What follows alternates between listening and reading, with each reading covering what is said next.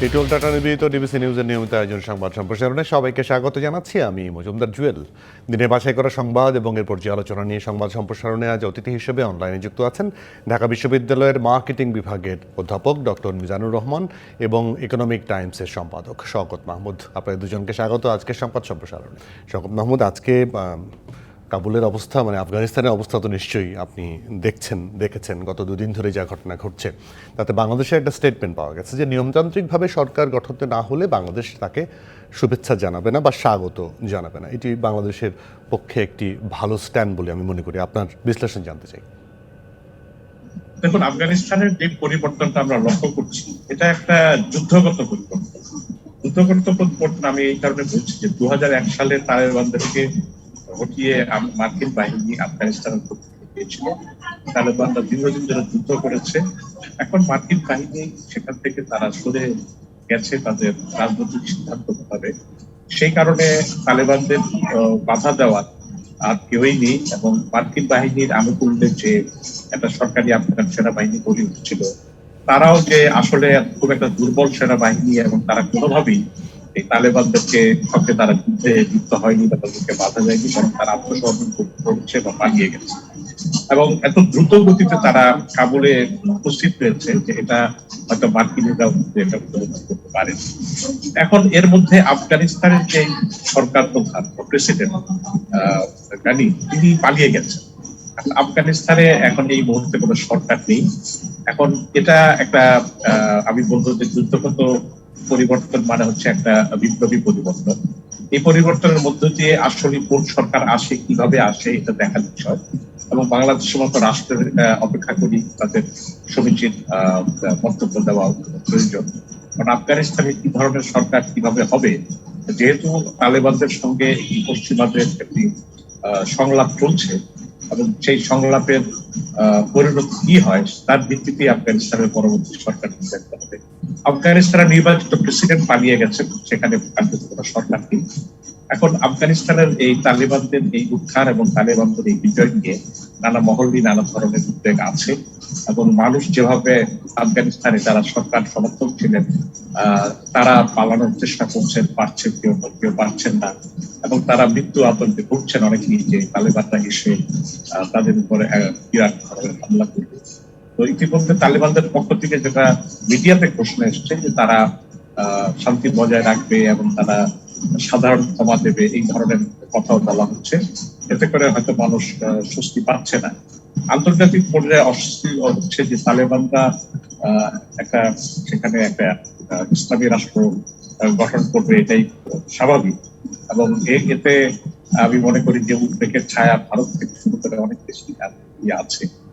পাকিস্তান সেখানে একটি আফগানিস্তানের বড় প্রতিবেশী এবং পাকিস্তানেরও আফগানিস্তানের উপর যাদের তালেবানদের সঙ্গে তাদের একটা যোগাযোগ আছে এটা অস্বীকার করার হয়। সেই ক্ষেত্রেই আমরা মনে করি যে আফগানিস্তান সহ এই অঞ্চলে একটা নতুন ধরনের একটা মেরুকরণ তৈরি হতে পারে এবং একটা আমি বলতে অস্বস্তি বিরাজ করছি। তো বাংলাদেশ বলেছে যে তালেবান নিয়মতান্ত্রিক সরকার না হলে তারা স্বীকৃতি দেবে না। আমার মনে হয় নিয়মতান্ত্রিক সরকার তালেবানরা কিভাবে প্রতিষ্ঠিত করে সেটা দেখার বিষয়। এবং তাদের এই ইসলামী রাষ্ট্রটা এই যেহেতু আফগানিস্তান আমাদের সার্কের একজন মেম্বার আমাদের মনে হয়, সেই কারণে আফগানিস্তানের সাথে আমাদের সম্পর্কটা কি হবে এটা দেখার বিষয়। আফগানিস্তানে বাংলাদেশের ছাড়াও আমি যতটুকু জানতাম যে আমাদের কিছু এনজিওর কর্মীরাও সেখানে কাজ করছিল, তাদের অবস্থা কি সেটাও কিন্তু একটা দেখার বিষয় রয়েছে। তো আগ বাড়িয়ে আমি এই মুহূর্তে কিছু বলবো না যে বাংলাদেশের সিদ্ধান্ত ভালো হয়েছে বা খারাপ হচ্ছে। আমাদের অপেক্ষা করে দেখাই ভালো এবং নিয়মতান্ত্রিক সরকার বলতে আমরা কি সরকার বুঝি সেটাও কিন্তু আমাদের পরিষ্কার না এখন পর্যন্ত। অবশ্যই ডক্টর মিজানুর রহমান, আপনার বিশ্লেষণ শুনবো। পাশাপাশি একটা জিনিস তো মানে পরিষ্কার যে আজকে তালেবানরা যেভাবে দখল করে নিল রাজধানী এবং প্রায় কোনো রকম রক্তপাত ছাড়া, এবং সেখানে ডক্টর ইমতিয়াজ বলছিলেন যে জনগণের একটা বড় অংশের সমর্থন রয়েছে। পাশাপাশি কিছু মানুষ যেভাবে পালিয়ে যাওয়ার জন্য এরকম উতলা হয়ে গেছে, বিমানবন্দরে বিমানের পা ধরে পালিয়ে যাওয়ার একটা চেষ্টা করছে, সেটিও তো ভয়ানক দৃশ্য। হ্যাঁ, ধন্যবাদ। প্রথমেই মাননীয় পররাষ্ট্র প্রতিমন্ত্রী যেটা বলছেন ওর থেকে শুরু করি, একটু অপেক্ষা করাই ভালো। কারণ এখনো নিয়ম, এটি শওকত মাহমুদ ভাই যথার্থই বলছেন, নিয়মতান্ত্রিক সরকার বলতে তো একটা দেশের নির্বাচিত সরকার বা জনগণের সরকার, সেটা এখন এটা নিয়মতান্ত্রিক না, কোনো একটা সরকারই তো নাই। অনেকটা আমাদের 1975 সালের 3রা নভেম্বর থেকে 7ই নভেম্বর পর্যন্ত যে অবস্থাটা ছিল অনেকটা এরকম, যে কোনটা যে সরকার বোঝা যাচ্ছে না। নিয়ম মানে একটা হচ্ছে একটা কোনো একটা ঘোষণা আসতে হবে যে এই হচ্ছে তারা রাষ্ট্রের কর্তৃত্বে আসছে এবং সেটা বিবদমান যে দলগুলো আছে, গোষ্ঠীগুলো সেটা মেনে নিচ্ছে, এরকম। নিয়মতান্ত্রিক বলতে যেটা বোঝায় সেরকম কোন সরকার আফগানিস্তানে সহসা হবে না। আর যেটা দেখার দরকার সেটা হচ্ছে এই যে আপনি বলছেন লোক পালিয়ে যাচ্ছে, পালিয়ে যাওয়ার দুইটা, একটা তো আছেই যে তাদের যে সামরিক বাহিনী ছিল, সরকার ছিল, তাদের পক্ষে যারা ছিল তারা আতঙ্কে আছে যে তাদের উপর প্রতিশোধ হতে পারে। আর আরেকটা হচ্ছে সাধারণ জনগণ। কারণ এই তালেবান 2001 সালে যখন ক্ষমতায় এসেছিল তখন এই পালিয়ে যাওয়ার মতন অবস্থা কিন্তু তারা নিজেরাই তৈরি করেছিল। কারণ সেখানে নারীদের উপর যে নিপীড়ন বা বিভিন্ন জাতি গোষ্ঠীর উপর যে নিপীড়ন, অথবা একেবারে মৌলবাদী ধর্মান্ধতার যে একেবারে সর্বোচ্চ একটা ধারণা তারা দিয়েছিল, সেটার থেকে অনেকে ধারণা করছে যে তারা যদি আবার ক্ষমতায় আসে তাহলে একই জিনিস যদি করে তাহলে তাদের জীবন ওখানে অতিষ্ঠ হয়ে যাবে, সেজন্য অনেকে পালিয়ে যাচ্ছে। দুইটা কারণে যাচ্ছে, একটা হচ্ছে সরকার সমর্থক যারা ছিল গাড়ি চলে যাওয়ার পরে তারা আশ্রয় করছে, আর আরেকটা হচ্ছে সাধারণ মানুষের মধ্যেও একটা ভয়ভীতি কাজ করছে, নারীদের মধ্যে বিশেষ করে, কারণ তারা নারী শিক্ষা বন্ধ করে দিয়েছিল, নারীদের চলাফেরা সীমিত করে দিয়েছিল, বহু কিছু ঘটনা ঘটেছিল 2001 সালে। তো আমার ব্যক্তিগত হচ্ছে 2001 সালের তালেবান আর 2021 সালের তালেবান, এটার দুটার মধ্যে অনেক পার্থক্য আছে। যে ইতিমধ্যে তারা যে সকল ঘোষণাগুলো দিচ্ছে সেগুলো যদি আংশিকও যদি কার্যকর হয়, তারা বলছে যে আন্তর্জাতিক সম্পর্কগুলো তারা টিকিয়ে রাখবে। আর বাই দিস টাইম এই নতুন যে তালেবান, তারা কিন্তু আন্তর্জাতিক মহলে বিভিন্ন ফোরামে তারা ইতিমধ্যে অবস্থান নিয়েছে। তারা রাশিয়ার সাথে, তারা চীনের সাথে, আমেরিকার সাথে সমঝোতা স্মারক করেছে। আর আমেরিকা তো আমি মনে করি যে তাদের গড়া মিত্রদের কাছে ক্ষমতা দিয়ে চলে গেল। কারণ এই তালেবানের যত অস্ত্র, প্রশিক্ষণ, যা কিছু আছে সবগুলো এত বেশি কার্যকর কেন হলো? কারণ এগুলো সবগুলো আমেরিকান অস্ত্র, আমেরিকান প্রশিক্ষণ। এই তালেবানদেরকে আমেরিকাই প্রশিক্ষণ দিয়েছিল রাশিয়ার বিরুদ্ধে, সোভিয়েত রাশিয়ার বিরুদ্ধে যুদ্ধ করার জন্য। অতএব এটা একটু দেখারই দরকার আছে যে এই জিনিসটা আসলে আন্ডারস্ট্যান্ডিংটা কি নিচে নিচে ভিতরের দিকে কি ধরনের আন্ডারস্ট্যান্ডিং সেটা হলো, সেটা কারণ আমেরিকা তার মিত্রের কাছে ক্ষমতা দিয়ে গেছে বলছে। এখন যে নামটা প্রস্তাবিত, যে নাম আজকে 2-3 দিন যাবত বিভিন্ন আন্তর্জাতিক মিডিয়ায় বা সামাজিক যোগাযোগে দেখা যাচ্ছে, আজিজি, সে কিন্তু আমেরিকারই নাগরিক এবং আমেরিকায় বসবাস করা এবং বিভিন্ন সময়ে বিভিন্ন কূটনৈতিক দায়িত্ব পালন করা। এবং ওই সময়ে ওই যখন রাশিয়ার বিরুদ্ধে যুদ্ধ করছিল তখন কিন্তু আমেরিকানরা তাকেই মিত্র হিসাবে খুব ঘনিষ্ঠ মিত্র মনে করতো। তো সেজন্য একটু ওয়েট করার দরকার আছে, যে বুঝতে হবে যে আসলে কোন দিকে যায় ঘটনাগুলো, তারপরেই বাংলাদেশের প্রতিক্রিয়া জানানো উচিত। আর বাংলাদেশের স্বার্থ একটাই, যে ওখানে তারা তাদের মতো করে যা ইচ্ছা তারা সেইভাবে শাসন পরিচালনা করুক, কিন্তু সেখান থেকে যেন নতুন করে আইএস অথবা আল কায়দার মতো জঙ্গি গোষ্ঠী রপ্তানি করার যে একটা প্রক্রিয়া গত মেয়াদে নিয়েছিল 2001 সালে, যে আইএস কে তারা জায়গা দিয়েছিল, আল কায়দাকে জায়গা দিয়েছিল, অন্তত এইটার থেকে যদি সরে আসে। আর আমি মনে করি যে এটা যতটা না এবার ইসলামিক আন্দোলন, এর চেয়ে বরং এটা জাতীয়তাবাদী আন্দোলন, অর্থাৎ তারা নিজেদের দেশটা নিজেদের মতো করে পেতে চেয়েছিল, এবং যার কারণে জনসমর্থনের যে ব্যাপারটা বলছেন সেটা কিন্তু আমি মনে করি না যে এই যে তালেবানি শাসন ব্যবস্থার জন্য মানুষ সমর্থন দিয়েছে। বেশিরভাগই সমর্থন দিয়েছে যে তারা যেন তাদের দেশ বিদেশি সৈন্যের অবস্থান এবং বিদেশি তারা প্রভাবিত হওয়ার যে বিষয়টা, এটা তাদের মনোজগতে একটা বিরাট পথ সৃষ্টি করছিল। এখন যদি স্বাধীন একটা আফগানিস্তান হয় এবং সেটা যদি তার নিজস্ব সংস্কৃতি, কালচার, ধর্ম এই অনুযায়ী তারা নিজের মতো করে চলে, এতে যত খারাপ অবস্থায় হোক এর জন্য কারো কিছু বলার নেই। কিন্তু সমস্যা দেখা দিবে যদি তারা ওই একই জিনিস করার চেষ্টা করে, যে আন্তর্জাতিক সন্ত্রাসীর সাথে যোগ সাজস করার তৈরি করে এবং ওখানে যদি তাদেরকে অবস্থান দেয়, তাইলে কিন্তু ওই ঘটনাটা এইবার হয়তো কেবলমাত্র আফগানিস্তান বা এর আশেপাশে সীমাবদ্ধ থাকবে না, এটা হয়তো আরো দুনিয়ার অনেক ব্যাপক জায়গার মধ্যে ছড়িয়ে পড়বে। সেজন্য আসলে দেখার অপেক্ষা করা ছাড়া কোনো উপায় নেই। আমাদের দেখতে হবে যে ভবিষ্যতে কি ধরনের ক্ষমতার সরকার আসে, কি ধরনের অবস্থানে, কি ধরনের ব্যবস্থা তারা তৈরি করে। এই জন্য অপেক্ষা করা ছাড়া কোনো উপায় নেই। দুজনে থাকবে না, একটা বিরতি নিয়ে ফিরে এসে আবার আপনাদের সঙ্গে আলোচনায় যুক্ত হচ্ছে। দর্শক, নিটল টাটা নির্বিহিত সংবাদ সম্প্রসারণ নিচ্ছে একটা বিরতি, সঙ্গে থাকুন। বিরতির পর আবার স্বাগত। নিটল টাটা নির্বিহিত সংবাদ সম্প্রসারণের সাথে আছেন ঢাকা বিশ্ববিদ্যালয়ের মার্কেটিং বিভাগের অধ্যাপক ডক্টর মিজানুর রহমান এবং ইকোনমিক টাইমসের সম্পাদক শওকত মাহমুদ। আপনাদের দুজনকে আবারও স্বাগত। শওকত মাহমুদ, আজকে মাননীয় প্রধানমন্ত্রী যে কথাটি বলেছেন যে সমালোচনাকারীরা, বিভিন্ন কলাম লেখকরা ৭৫-এ বঙ্গবন্ধুকে হত্যার প্রেক্ষাপট তৈরি করেছিলেন এবং তাদের বলেছেন যে তাদেরকে সামনে নিয়ে আসা হবে। আপনার বিশ্লেষণ জানতে চাই। প্রধানমন্ত্রীর এই মন্তব্যের পরিপ্রেক্ষিতে আমি কোনো মন্তব্য করতে চাই না, এই কারণে যে আমাদের সংবিধানে পঞ্চদশ সংশোধনীর মাধ্যমে ৭-১ সংবিধানের বিধানাবলী সম্পর্কে কোন ধরনের প্রকাশ, আলোচনা এগুলোকে নিশ্চিত করা হয়েছে এবং রাষ্ট্রদ্রোহিতার শাস্তি সম্পর্কে অন্তর্ভুক্ত করা হয়েছে এবং সংবিধানের পঞ্চদশ সংশোধনের মাধ্যমে সংবিধানের অনেকগুলো ধারা অনুচ্ছেদকে অপরিবর্তিত করা হয়েছে। তারপরে ডিজিটাল নিরাপত্তা আইন এবং অফিসিয়াল সিক্রেটস অ্যাক্ট বলুন বা রাষ্ট্রদ্রোহিতার আইন, সব মিলিয়ে দেশে মত প্রকাশের ক্ষেত্রে যে ধরনের পরিস্থিতি আছে, সেই পরিস্থিতিতে আমি প্রধানমন্ত্রীর আলোচনা। জি, ডক্টর মিজানুর রহমান, তাহলে আপনার কাছে আসি, আপনার বিশ্লেষণ শুনি। যেহেতু শওকত মাহমুদ নানা কারণ দেখেই এ বিষয়ে মন্তব্য করতে চাইলেন না। আমি এক্স্যাক্টলি মানে এই বিষয়টা নিয়ে যদি কথা বলতে চাই তাহলে বলতে হবে, এখন ধরেন এখন যে অবস্থাটা চলছে সামাজিক মাধ্যম যেগুলোকে আমরা বলছি সোশ্যাল মিডিয়া, এইটার সুযোগ নিয়ে শওকত ভাই যথার্থই বলছেন যে হ্যাঁ, কিছু রেস্ট্রিকশন, ইম্পোজিশন এগুলো আছে এবং কেন বলা হয় ডিজিটাল নিরাপত্তা আইন, সেখানে ধারা আছে, যার কারণে অনেকে হয়তো এটার অনেক কথাই হয়তো বলতে চায় না, সাহস করেন ইত্যাদি। কিন্তু আবার এটার ডিজিটাল প্ল্যাটফর্মের যে অপব্যবহার আমরা এখন দেখতে পাচ্ছি, মানে এমন কোনো অপকর্ম, এমন কোনো গুজব নাই যেটা প্রতিদিন রটানো হচ্ছে না, এবং সব কিছু করা হচ্ছে বিদেশ থেকে। এবং একাধিক ইউটিউব চ্যানেল খোলা হয়েছে এবং সারাক্ষণ তারা আজব আজব খুবই সেন্সিটিভ, বিশেষ করে সশস্ত্র বাহিনী থেকে আরম্ভ করে আমাদের নিয়মিত বাহিনী অন্যান্যদের প্রসঙ্গে যেভাবে যে ধরনের গুজব রটনা করে, তো এইটা মানে বাস্তবতা।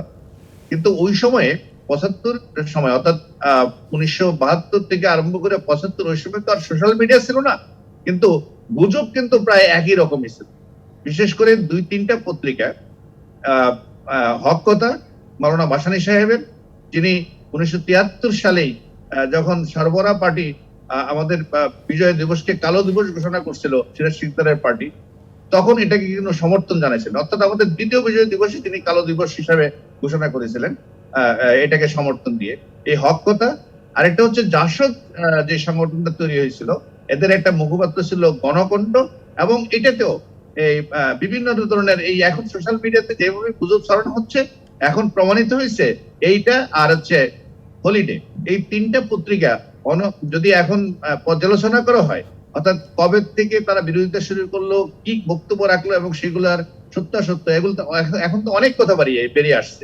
বিশেষ করে জাতির জনকের পরিবারের সদস্যদের নিয়ে যে সকল কল্প কাহিনী, কিচ্ছা রটনা করছিল এই বিশেষ করে এই 2-3টা পত্রিকা, তো এইগুলো আমার মনে হয় এখন ইতিহাসের এগুলোর পর্যালোচনার দরকার আছে, এবং এটা করলে বেরিয়ে আসবে যে ওই গুজব রটনাকারীদের উদ্দেশ্য কি ছিল, অথবা আমি বলছি না তারাই সরাসরি বঙ্গবন্ধু হত্যার সাথে সম্পৃক্ত ছিল, কিন্তু বঙ্গবন্ধু হত্যার জন্য যে একটা প্ল্যাটফর্ম তৈরি করা, একটা আবহ তৈরি করা, এই জন্য কিন্তু এই জাসদ গণবাহিনী আর বিশেষ করে সরবরাহ পার্টি ১৯৭৩ সালের ২৬শে জুলাই প্রথম ঢাকার লৌহজং থানা দখলের মধ্যে দিয়ে তারা বর্ষাকালীন অভিযান শুরু করে।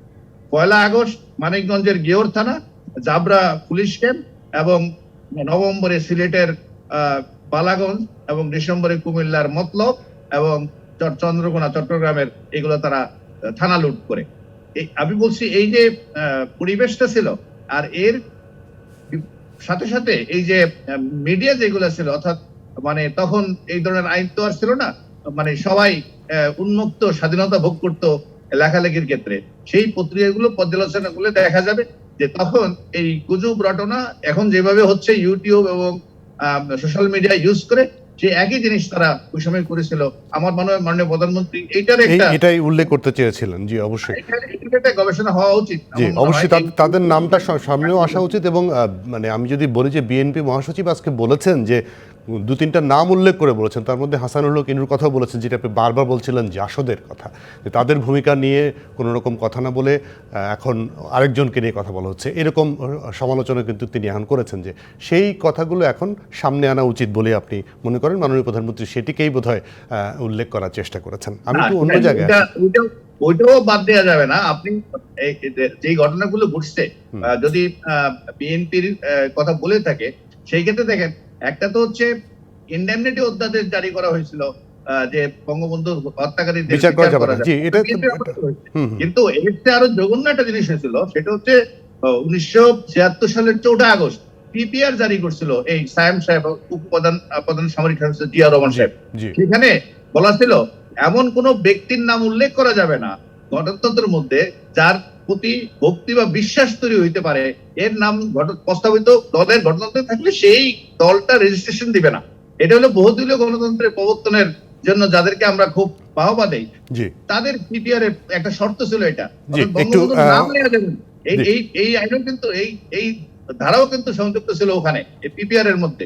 জি, এবার আমি জনাব মিজানুর রহমান, প্রফেসর মিজানের পরিপ্রেক্ষিতে বলছি, এই পিপিআর এর অধীনে পলিটিক্যাল পার্টিস রেজিস্ট্রেশন অর্ডিন্যান্সের অধীনেই কিন্তু আওয়ামী লীগ মুসলেখা দিয়ে তার পুনর্জন্ম নিয়েছিল। আর সেকেন্ডলি আমি বলি যে আমি প্রধানমন্ত্রীর বক্তব্য উনি যে সংবাদপত্রের কথাগুলি বলছিলেন, সেই কথাগুলো পরীক্ষা, যেমন একদল সকল দল নিষিদ্ধ করে একদল গঠন, বা সকল পত্রিকা বন্ধ করে 4টি পত্রিকা রাখা, 75-এর 16ই জুনে 25শে জানুয়ারি বাকশাল করা, এগুলো করার সমালোচনার কিন্তু তখন কোনো সাংবিধানিক বা আইনগত কোনো বাধা ছিল না।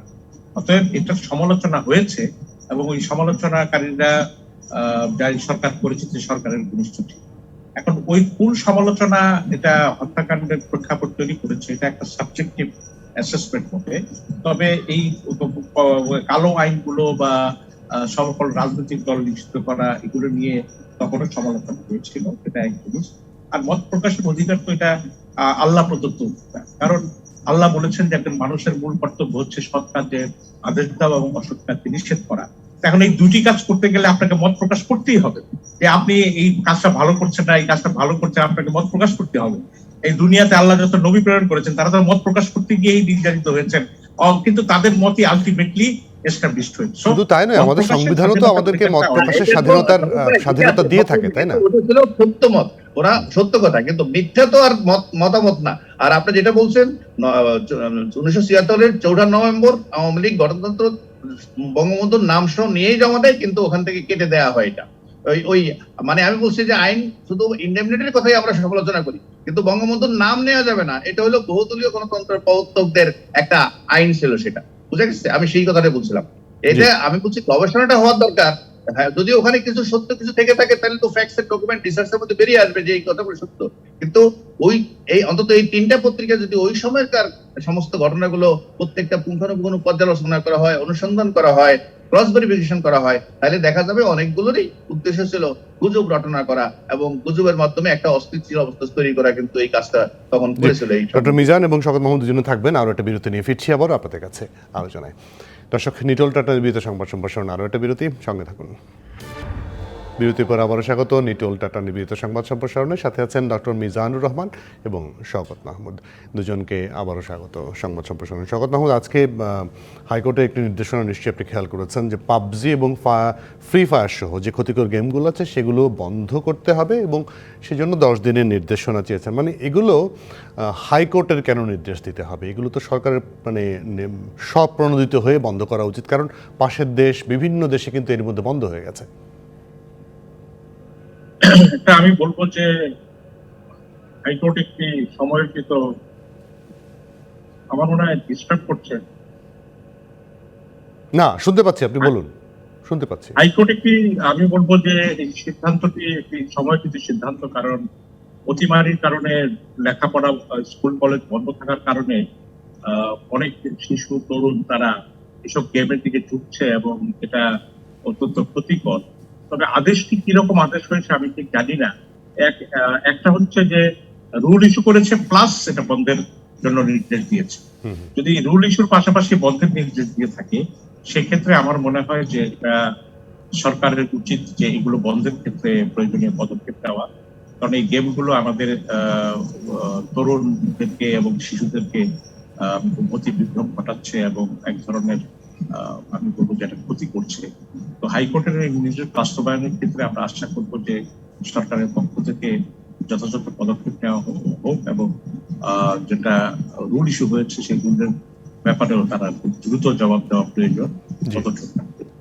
অবশ্যই ডক্টর মিজানুর রহমান, আমি যেটা জানতে চেয়েছিলাম যে বিটিআরসি আছে, সাইবার সেল দেখভালের জন্য সরকারের অনেকগুলো প্রতিষ্ঠান আছে, তারাই তো এই জিনিসগুলোকে আইডেন্টিফাই করে বন্ধ করে দিলে ভালো হতো, হাইকোর্ট পর্যন্ত অপেক্ষা করতে হলো কেন? প্রথমে বলি শওকত ভাই, এখানে বোধহয় একটু কয়েকটা বন্ধই করে দিচ্ছে অলরেডি, এটা আর 2-3টে কয়েকটার ঘরে রুল জারি করছে। যেমন ওই টিকটক যেটা আছে, এটা পাবজিটা তো চলে এখনো, পাবজি, ফ্রি ফায়ার এগুলো বন্ধ করা যায়, খারাপ কাজের ব্যবহার করে, সেজন্য ওটার জন্য রুল দিচ্ছে। আর কয়েকটা যেগুলো গেম অত্যন্ত ভীতিকর, ভয়ঙ্কর সমাজের জন্য, আর এখন বিশেষ করে ছাত্রদের যখন স্কুল কলেজ শিক্ষা প্রতিষ্ঠান বন্ধ, তাদের যে এবং আউটডোর গেমস, বাইরে যাওয়া, এগুলো প্রায় যখন বন্ধ, তখন তারা কিন্তু এটাতে আসক্তি হওয়ার সম্ভাবনা আরো বেড়ে গেছে এবং সেটা ঘটনাটা ঘটে গেছে এবং এ দিয়ে সমাজে এক বড় ধরনের একটা ক্ষতিকর প্রভাব আমরা আশঙ্কা করতেছিলাম। তো এইটা আপনি যথার্থই বলছেন, এগুলো দেখার জন্য বিটিআরসি যেটা আছে তাদেরই কথা ছিল, কিন্তু এটাও কেন হয় নাই, আমাদের মনে হয় ওখানেও একটা যে নীতিমালা আছে সেখানে ডিজিটাল নিরাপত্তা আইনেই তো যদি সুযোগ রাখা উচিত ছিল, যেরকম যদি কোনো ক্ষতিকর কন্টেন্ট কোনো সাইট থেকে আসে সেগুলো যাতে বন্ধ করা যায়। আর বন্ধ করার যদি সুযোগ থাকে তাইলে মানে এইটাও আবার যদি অপব্যবহার হয়ে যায়, সেটা হয়তো অনেক সময় যে দেখা গেল যে আপনাকে যেটা যেটা বন্ধ করতে বলা হলো আর এর সাথে সাথে ওই আরো কিছু বন্ধ করা হলো, যেটা দিয়ে আরেকটা সমালোচনার ক্ষেত্র তৈরি হয়ে যাবে। সেটা হয়তো ডিজিটাল নিরাপত্তা আইনের ব্যাপারে যারা সমালোচনা করেন তাদের জন্য আরেকটা ক্ষেত্র তৈরি হবে। তারপর আমরা মনে করি যেহেতু ক্ষতিকর বলে হাইকোর্ট নির্দেশ দিয়েছেন, ক্ষতিকর বলে আইডেন্টিফাই করেছেন, খুব শিগগিরই এগুলো বন্ধ হয়ে যাবে। শওকত মাহমুদ, আমাদের একটা নিউজ আমরা করেছি আজকে ব্রহ্মপুত্র নিয়ে, ব্রহ্মপুত্রের পানির প্রভাব নিয়ে আমরা খুব সাফারার। সেটি কারণ হচ্ছে চীন এবং ভারতের বৈরিতার কারণে আমরা সাফারার হচ্ছি। বিশেষজ্ঞরা বলছেন নদী কেন্দ্রিক কূটনীতি আরও জোরদার করা দরকার। আপনার বিশ্লেষণ জানতে চাই। আমরা এই পানির হিস্সা, নদীর অভিন্ন নদীগুলোর পানির হিস্সার ক্ষেত্রে আমরা সবসময় কিন্তু অববাহিকা ভিত্তিক উন্নয়নের কথা বলে এসেছি, যে আমরা বেসিন ওয়াইজ ডেভেলপমেন্টের ব্যাপারটাই হচ্ছে আমাদের প্রায়োরিটি। তো ভারত আমাদের এর সাথে কখনোই একমত হয়নি। তারা নদীর পানি প্রবাহ বৃদ্ধি এসব নিয়ে কথাবার্তা বলে আমাদেরকে একটা অন্যরকম প্যাচের মধ্যে রেখেছে। এখন ভারত আমাদের সঙ্গে যা করেছে, এখন চীন ভারতের সঙ্গে হয়তো সেটা করছে। এখন ব্রহ্মপুত্র এই 3 দেশের নদী। এখন ব্রহ্মপুত্রের ক্ষেত্রে আমরা চীনকে ব্রহ্মপুত্রের উপর অবকাঠামো নির্মাণের ক্ষেত্রে আমরা মত দিচ্ছি যে এটা সমীচীন হচ্ছে না। একই প্রসঙ্গে কিন্তু ফারাক্কা বাদ দিয়েও কিন্তু আমাদের অনেক কথা ছিল এবং ব্রহ্মপুত্রের পানির প্রাপ্যতা আমাদের এখানে বেশি ছিল স্বাভাবিকভাবেই, কিন্তু ভারতও ব্রহ্মপুত্রের পানি নিয়ে নদীর সংযোগ প্রকল্প, এই রিভার লিঙ্কিং প্রজেক্ট করে এই পানি সরিয়ে নেওয়ার জন্য চিন্তা ভাবনা করছে। অথবা আমাদের উচিত অববাহিকা ভিত্তিক উন্নয়নের বা পানি ভাগাভাগির যে কূটনীতিটা, সেটা জোরে সোরেই করা উচিত এবং একই অববাহিকার পানি অন্য অববাহিকায় সরানো, এটাও কিন্তু আমাদের দাবি হওয়া উচিত। চীনকে আমরা শুধু দুষ্কৃত, আজকে ভারত আমাদের সঙ্গে যা করেছে চীন ভারতের সঙ্গে হয়তো সেটাই করছে। এখন এইটার ত্রিপক্ষীয় একটা কূটনীতির মধ্য দিয়ে, সমঝোতার মধ্য দিয়ে কিন্তু ব্রহ্মপুত্রের পানি ভাগাভাগি করা প্রয়োজন। কারণ ব্রহ্মপুত্র আমাদের একটা অন্যতম প্রধান নদী এবং ব্রহ্মপুত্রের পানি বাংলাদেশকে সজীব রাখার ক্ষেত্রে, সচল রাখার ক্ষেত্রে, বাংলাদেশের জলবায়ু কে বিকশিত করার ক্ষেত্রে, সুষম করার ক্ষেত্রে সবচেয়ে বড় ভূমিকা রাখছে। অর্থাৎ চীন শুধু নয়, ভারতের পক্ষ থেকে ওই উদ্যোগটা নেওয়া উচিত। কারণ এই বৈরিতা করে, ব্রহ্মপুত্রের পানির ভাগাভাগি নিয়ে বৈরিতা করে আমরা ভারত চীনের যে দ্বন্দ্ব, সেই দ্বন্দ্বকে আমাদের কাছে টেনে আনার চাইতে আমরা মনে করি যে ত্রিপক্ষীয় ভাবেই আমরা এই বিষয়ে এই সমস্যার সমাধান হতে পারে? ডক্টর মিজানুর রহমান, আপনার কাছ থেকে আমি বিশ্লেষণ শুনতে চাই। যেটা বলবো, এটা নেগেটিভ অনেক ঘটনার কিন্তু আবার খুব পজিটিভ সাইড থাকে। বাংলাদেশ থেকে কিন্তু বহুদিন থেকে বলা হয়েছিল এই নদীগুলোর কোনোটাই আসলে সরাসরি ভারত থেকে আসেনি, চীন থেকে, নেপাল থেকে, ভুটান থেকে, অর্থাৎ একটা আঞ্চলিক সহযোগিতা দরকার এই নদীগুলোর ব্যাপারে। তো আমি মনে হয় এটা যদি হয়ে থাকে, যেটা শওকত মাহমুদ ভাই যথার্থই বলছেন, যে ব্রহ্মপুত্র থেকে একটা লিঙ্ক করে গঙ্গায় পানি নিয়ে যাওয়া, যে একটা পরিকল্পনা করেছিল, তো সেটা এখন আর ভারতের পক্ষে এটা করা সম্ভব না। কারণ চীন থেকে, ওখান থেকে যদি পানি আটকে যায়, তাহলে আর এখানে লিঙ্ক, যে হাজার হাজার কোটি টাকা খরচ করে যে লিঙ্ক খাল তৈরি করে পানি নেওয়ার কথা ছিল, সেটা এখন আর করতে পারবে না। এখন আমি মনে করি এই উদ্যোগ, এই চীন যে উদ্যোগ নিচ্ছে, এটার কারণে এখন একটা চতুর্পক্ষী, অর্থাৎ আমাদের অনেকগুলো নদী, বেশিরভাগ নদী কিন্তু উৎপত্তি স্থল ইভেন ভারতও নয়, নেপাল থেকে, ভুটান থেকে, আরো দূর থেকে, চীন থেকে।